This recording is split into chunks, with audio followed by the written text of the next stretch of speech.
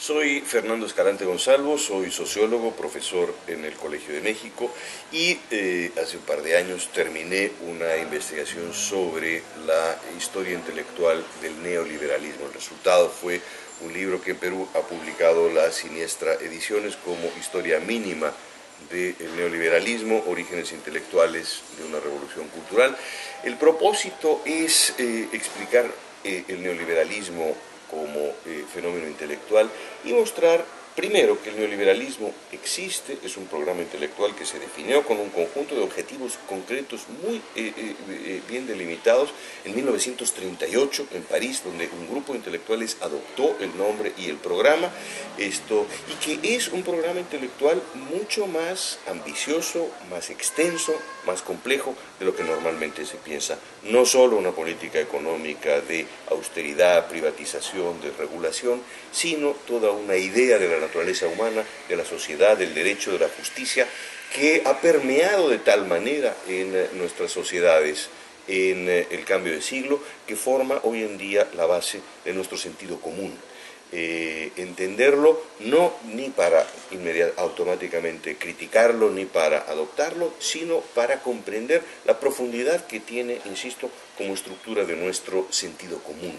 Ese es el propósito de mi historia mínima del neoliberalismo, escrita con la intención de que pueda leerla cualquiera que tenga, en fin, apenas una educación básica, educación media e interés en entender de qué se trata el presente. Eso es mi historia mínima del neoliberalismo, ojalá pudieran leerla. ¿Cuál es, si tuviera que resumirnos, la experiencia que ha tenido México con el neoliberalismo en los últimos 30 años? ¿Cómo podría resumirla, digamos?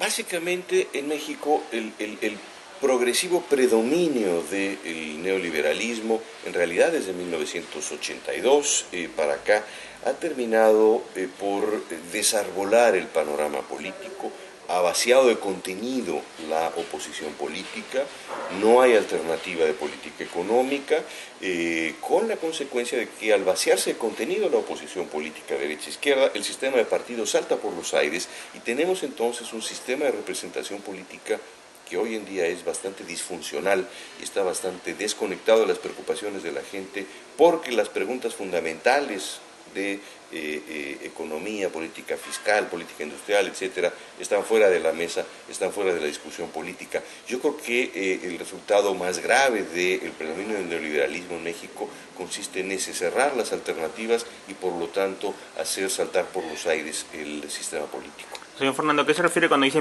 historia mínima?